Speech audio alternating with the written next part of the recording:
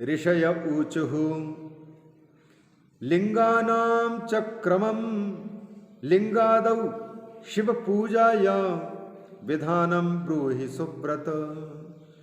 जब इस प्रकार से शंकर जी की पूजा और शंकर जी की पूजा का महत्व कोई महापुरुष अच्छी तरह से प्रस्तुत करता है तो सुनने वाले के चित्त में भी लगता है कि भाई हमको भी पूजा करने की विधि विधान अगर आ जाए तो हम भी किसी दिन पूजा कर पाएं। सामर्थ्य यदि हो तो प्रतिदिन पूजा का अवसर मिल जाए, क्योंकि पूजा की इतनी बड़ी महिमा, सेवा की इतनी बड़ी महिमा, शिव भक्त की सेवा की भी बहुत बड़ी महिमा है। तो इच्छा होती, अतः संतों ने जैसे ही शिवलिंग पूजा, शिववेर पूजा, शिव भक्त पूजा का महत्व जब सुना तो उनको लगा कि विधि हम आचार्य से पूछ लेते हैं, रोमहर्षण ऋषि ही बता सकते हैं। इसलिए उन्होंने पूछा, लिंगादौ शिव पूजा या विधानम ब्रूहि सुब्रतो। लिंग आदि में अर्थात शिवलिंग में, बेर में और भक्त में शिव की पूजा कैसे की जाती है, उसकी विधि क्या है, कृपा करके आप बताइए। रोमहर्षण ऋषि जी कहते हैं, लिंगानां चक्रमं वक्षे यथावच्छृणु तद्विजाः। हे विप्रो, मैं लिंगों के पूजा का क्रम बताऊंगा कि कितने लिंगों के, किस आकार के, कितने बड़े शिवलिंग की पूजा करनी चाहिए, किस प्रकार से उन्नति पहली क्लास से लेकर के मास्टर डिग्री तक, स्नातकोत्तर तक, मास्टर और आगे डीलिट पर्यंत कैसे पहुंचा जाता है, उसका विधान मिलता है। लिंगा नाम चक्रमम बख्शे यथावत, जैसा है वैसा बोलो बताऊंगा, लेकिन शृणुतद द्विजाः, सुनना हो तो, नहीं तो फिर सुनने का नाम ले लिया और सुनने की इच्छा नहीं हुई, खाली वक्ता को खुश करने के लिए कहा कि महाराज जी सुनाइए सुनाइए, आगे सुनाइए, कोई बात नहीं हम सुन रहे हैं, और पता लगा कि सुनाते समय पर मन नहीं लग रहा है, इधर उधर भाग रहा है, फोन में मन जा रहा है, बातों में मन जा रहा है, इधर उधर कर रहा है, और बार बार झपकी नींद भी आ रही है। तो इस प्रकार से यदि नहीं आए तब मैं सुनाऊं। संतों ने हाथ जोड़ करके कहा, यदि हमें कहीं देख लें तो आप तुरंत टोक दिया करें, हमें बता दें। वैसे तो हम आपके मुख से निकलने वाली कथा ही इतनी अच्छी है कि कोई पापी व्यक्ति ही नींद को प्राप्त हो सकता है, और भगवान की कृपा का पात्र तो भगवान की कथामृत को पीने में जो रस मिल रहा है, उस रस को पीने में उसको भला इधर उधर ध्यान देने की आवश्यकता ही क्यों पड़ेगी। रोमहर्षण ऋषि जी प्रसन्न हो गए, बोले तो फिर सुनो। तदेव लिंगम प्रथमम प्रणवम सार्वकामिकम। बड़ी सुंदर बात कहते हैं, ये प्रणव ही समस्त अभीष्ट वस्तुओं को देने वाला है। पहला, ये पहला लिंग है, प्रथम लिंग है प्रणव मंत्र ओम। तदेव लिंगम प्रथमम प्रणवम सार्वकामिकम। क्यों सार्वकामिक? माने जितने भी कामनाएं हैं, जो व्यक्ति को चाहिए, उन सारी चाहनाओं को, सारी आवश्यकताओं को ये प्रणव लिंग, प्रणव ही साध देगा। अतः पहला शिवलिंग तो प्रणव है। तदेव प्रथमम लिंगम प्रणवम सार्वकामिकम सूक्ष्म प्रणव रूपम ही सूक्ष्म रूपम तो निष्कलम। और सूक्ष्म प्रणव और स्थूल प्रणव, इनकी बात पहले बता चुके हैं। उनके साथ साथ में सूक्ष्म के दो भेद बता चुके हैं, ह्रस्व सूक्ष्म प्रणव और दीर्घ सूक्ष्म प्रणव। तो उनको और भी यहाँ बता रहे हैं, सूक्ष्म प्रणव रूपम ही सूक्ष्म रूपम तो निष्कलम। सूक्ष्म प्रणव का जो रूप बताया गया है वही सूक्ष्म शिवलिंग का स्वरूप है। और वो कैसा है? क्योंकि उसमें कोई कलाओं के रहने पर भी अलग अलग कला की प्रतीति नहीं होती है। जो प्रणव के अष्ट कलाएं हैं, आ उ मा, बिंदु, नाद, शब्द, काल और कला, इन सकल सबसे युक्त को सकल कहा जाता है। और इन कलाओं के रहते हुए भी कलाओं की अलग अलग प्रतीति न रहने को निष्कल कहा जाता है। तो भगवान का जो लिंग है, शिवलिंग है, वह प्रथम शिवलिंग है प्रणव, सूक्ष्म प्रणव, जिसमें केवल सूक्ष्म प्रणव कौन?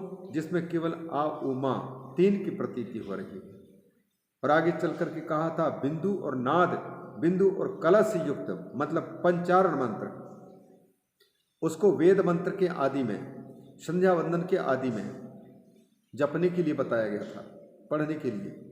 और पूरे 8 कलाओं वाला को कहा गया था इसको तो जीवन मुक्त महापुरुष जपने के अधिकारी है, ऐसा कहा गया। वही उसको जपना चाहिए, उसको उस समय पर स्थूल रूपता को प्राप्त, दीर्घ रूपता को प्राप्त उसको कहते हैं। तो इनमें सूक्ष्म प्रणव रूपम ही सूक्ष्म रूपम तो निष्कलम, निष्कल सूक्ष्म प्रणव समझना चाहिए उसको। और सूक्ष्म लिंग निष्कल होता है, कलाओं से रहित, अर्थात आ उ म और न मह आदि में आने वाले न म, उनकी अलग अलग प्रतीति नहीं होती ओम में, अतः उसको निष्कल कहते हैं, वही सूक्ष्म लिंग है। तो ये प्रणव के सूक्ष्म रूप के पहले आराधना भजन होना चाहिए, उनको स्मरण होना चाहिए, जप होना चाहिए।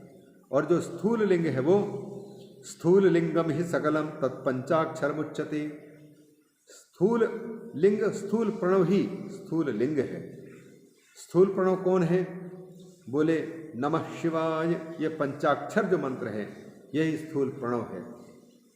और इसी को सकल कहा जाता है, कलाओं से युक्त है, क्योंकि आ उमा वहाँ कहा था व्यक्त पंचारणम और अव्यक्त पंचारणम, सुव्यक्त पंचारणम, अव्यक्त पंचारणम। जो ओम है वह, उसमें 5 वर्ण, 5 वर्ण स्पष्ट रूप से व्यक्त नहीं है, तो अव्यक्त पंचारण वाला, अव्यक्त पंच अक्षर वाला वह प्रणव कहलाया, सूक्ष्म वाला। और स्थूल वाला है व्यक्त पंचारण वाला, अव्यक्त वाला तो सूक्ष्म।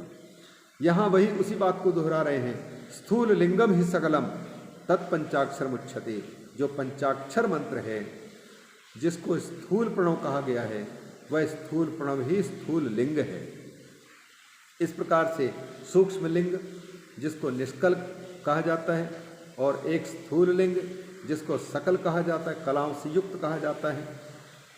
तयोः पूजा तपः प्रोक्तम, इन दोनों की पूजा, सकल शिवलिंग और निष्कल शिवलिंग, सूक्ष्म शिवलिंग और सकल शिवलिंग, मतलब सूक्ष्म प्रणव और स्थूल प्रणव, इनका निरंतर जप। तयो पूजा तपः प्रोक्तम, यही सबसे बड़ी तपस्या कही गई है। साक्षात मोक्ष प्रदे उभे, ये दोनों के दोनों साक्षात मुक्ति प्रदान करने वाले हैं। कोई इनकी पूजा करे, कोई जप करे। मोक्ष प्रदे उभे पौरुष प्रकृतिभूतानि लिंगानि सुबहूनि च, और उसके अतिरिक्त संसार में ऐसे बहुत से लिंग हैं जगत में, ब्रह्मांड में, जो पौरुष प्रकृतिभूतानि, पुरुष रूप और प्रकृतिभूत माने पौरुष लिंग और प्राकृतिक लिंग बहुत से हैं। तानि विस्तरतो वक्तुम शिवो वेत्ति न चापरहा, भैया उनको पूरी तरह से कहने का और जानने का तो अधिकार एकमात्र शंकर जी के पास में है। शंकर जी के अतिरिक्त उन पौरुष प्रकृतिभूतानि सुबहूनि लिंगानि न कोपि वेत्ति न कोपि वक्ति, न कोई जान सकता है न कोई बोल सकता है। बोल सकता है और जान सकता है तो केवल शिव ही जान सकते हैं, शिव ही बोल सकते हैं। अतः कहते हैं तानि विस्तरतो वक्तुम, उनको विस्तार से कहने के लिए केवल शिव एवं शिव ही समर्थ हैं। नवेत्ति का न चापरहा, दूसरा तो जानता ही नहीं तो फिर बोलेगा क्या। भू विकाराणि लिंगानि ज्ञातानि प्रब्रवीमि वह, इतना जरूर है भूमि में भू के विकृति रूप जितने, पृथ्वी के विकारभूत, भूमि के विकारभूत जितने लिंग हैं, उन शिवलिंगों को जितना मैंने ज्ञाना है, ज्ञातानि लिंगानि अहम प्रब्रवीमि तानि भवन्तः शृण्वन्तु सावधानतया, आप सब उनको सावधान होकर के सुनो। मैंने जितने भूमि में रहने वाले जितने शिवलिंग हैं, उन भू पृथ्वी के विकारभूत पार्थिव शिवलिंग हैं, उन शिवलिंगों को मैं उन्हीं की कृपा से जान पाता हूँ। अतः उनको मैं आप सबके सामने वर्णन करने जा रहा हूँ, उनको आप लोग श्रवण करें। वर्णन करते हुए रोमहर्षण ऋषि जी कहते हैं, स्वयंभू लिंगम प्रथमम बिंदुलिंगम द्वितीयकम प्रतिष्ठितं चरम चैव गुरुलिंगम च पंचकम देवर्षि तपसा तुष्टः सान्निध्यार्थं तु तत्र वै पृथिव्यन्तर्गतः सर्वो बीजं वै नादरूपतः स्थावरां भूमिम् उद्दिश्य व्यक्त एव सः स्वयंभूतं स्वयं जातमिति स्वयंभूरिति तम विदुः। अब ये शिवलिंग किस प्रकार के हैं इस पूरे पृथ्वी पर?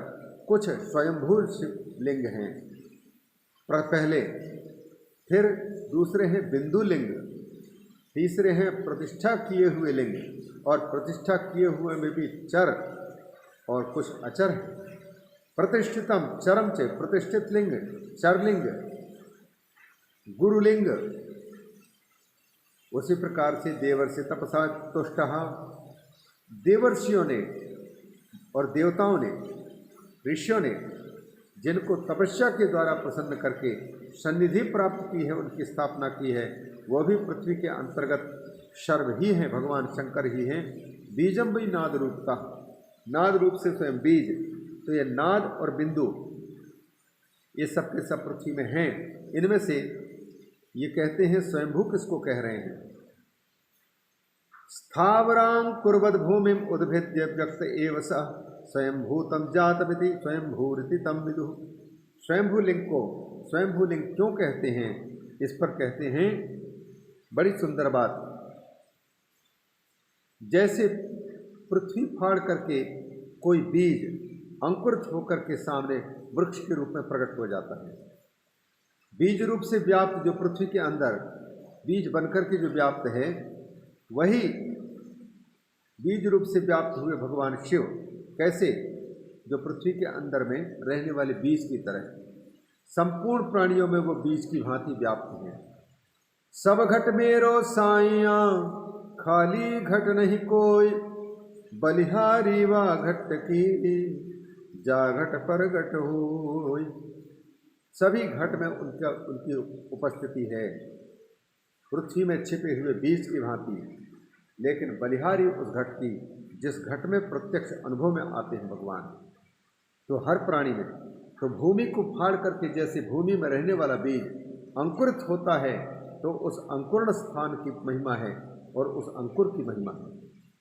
उसी प्रकार से भगवान भोलेनाथ जिन पर कृपा करके अपने आप की अनुभूति करा देते हैं, महिमा उनकी है। तो स्वयंभू बनते हैं, स्वयं उस पृथ्वी को अंकुर की भांति फाड़ करके बाहर निकलते हैं। वैसे ही शंकर जी ही शिवलिंग के रूप में जब पृथ्वी को फाड़ करके ऊपर की ओर आते हैं, तब उनको कहा जाता है स्वयंभू लिंग। स्वयंभूतम, स्वयंभूतम जातम, स्वयं भूतम माने स्वयं उत्पन्न हुए, इसलिए उनको कहते हैं स्वयंभू इति तम विदुः। और ऐसे शिवलिंग की पूजा करने का बहुत बड़ा महत्व है। तल्लिंग पूजया ज्ञानम स्वयमेव प्रवर्धते। जो व्यक्ति चाहता है कि भगवान को जानने के लिए, जगत को जानने के लिए हमें ग्रंथ न पढ़ना पड़े, कौन इतना परिश्रम करना चाहेगा? तो उस व्यक्ति को चाहिए स्वयंभू शिवलिंग की सेवा करने का यदि अवसर मिल गया है, तो फिर उसकी पूजा से तल्लिंग पूजया ज्ञानम स्वयमेव प्रवर्धते। स्वयं ही ज्ञान, लिंग की पूजा, शिवलिंग की स्वयंभू लिंग की पूजा करने वाले को स्वतः ज्ञान होता है भगवान की कृपा से। सुवर्ण रजता दौआ पृथिव्याम स्थंडिले पिबा।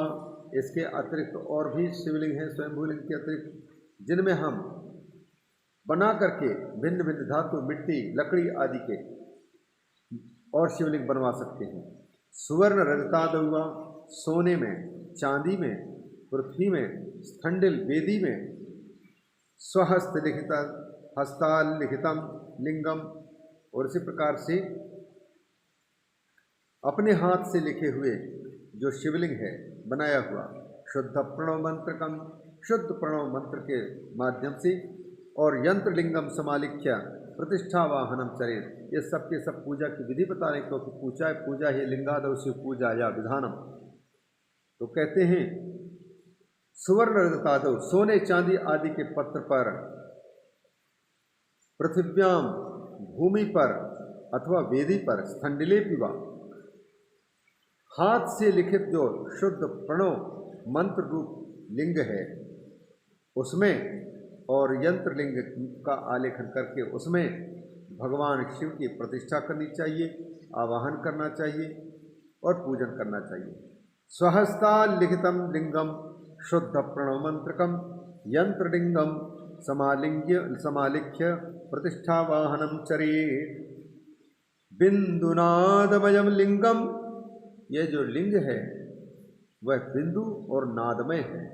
बिंदु और नाद मिलकर के उसी में घुले हुए हैं। बिंदु उपनिषद में ये सब बातें आई हुई यहाँ भी दी रहे हैं। बिंदु नाद दोनों के दोनों एक दूसरे के साथ मिल करके बिंदुनादमयम लिंगम स्थावरम जंगमम चयत। जो शिवलिंग स्थावर है और जंगम है वह बिंदुनादमय है। बिंदुनादमय लिंग स्थावर और जंगम दो प्रकार के हो जाते हैं। बिंदुनाद में दोनों प्रकार का होता है और कहते हैं भावनामय में तद्धि शिव दृष्टम न संशय। ये भावनामय है, शिव दृष्टम, शिव जी की दृष्टि पड़ी होने के कारण शिव का दर्शन भावनामय होता है इसमें। क्यों? क्योंकि ये जो भाव से ही तो देख रहे हैं, बिंदु को नहीं देख पा रहे, नाद को नहीं देख पा रहे, केवल शिव जी की भावना कर रहे हैं। तो बिंदु नादमयम लिंगम स्थावरम जंगमम चयत भावनामय तद्धि शिव दृष्टम न संशय। यत्र विश्वस्यते शंभुस् तत्र तस्मै फलप्रदः स्वहस्ता लिखिते यंत्रे स्थावरादावकृत्रिवे। यत्र विश्वस्यते शंभुः, पूजा करने वाले व्यक्ति का विश्वास जहाँ पर जम जाए वही सबसे बड़ी पूजा है। शंभु तत्र तस्मै फलप्रदा, इसलिए जिसमें वो पूजा कर रहा है उसी में अगर शंकर के होने का विश्वास जागा है और शिव प्रसन्न हो रहे हैं ऐसा विश्वास जागा है तो उसके लिए वही पूजा, वही शिवलिंग अभीष्ट फल को देने वाला हो जाएगा। तस्मै तत्फल प्रदा। स्वहस्ता लिखते यंत्र स्थावराद अकृत्रिमे, हाथ से लिखे हुए यंत्र में और स्थावर आदि अकृत्रिम में आवाह्य, उनमें आवाहन की आवश्यकता पड़ती है। इसके बाद पूजन करना 16 उपचारों से पूजन। आवाह्य पूजयेत शंभुम षोडशैरुपचारकैः स्वयं ऐश्वर्यमाप्नोति ज्ञानम अभ्यास तो भवेत। तो स्वयं ही उनको ज्ञान की ऐश्वर्य की प्राप्ति होती है और अभ्यासतः माने पुनरावृत्ति बार बार करने पर ये ज्ञान भी प्राप्त हो जाता है। ज्ञानम अभ्यास तो भवेत। देवैश्चर्य शिविश्च, और कुछ शिवलिंग ऐसे हैं देवैश्चर्य शिविश्चापि स्वात्म सिद्ध्यर्थमेव ही समंत्रेणात्महस्तेन कृतम यच्छुद्ध मंडले।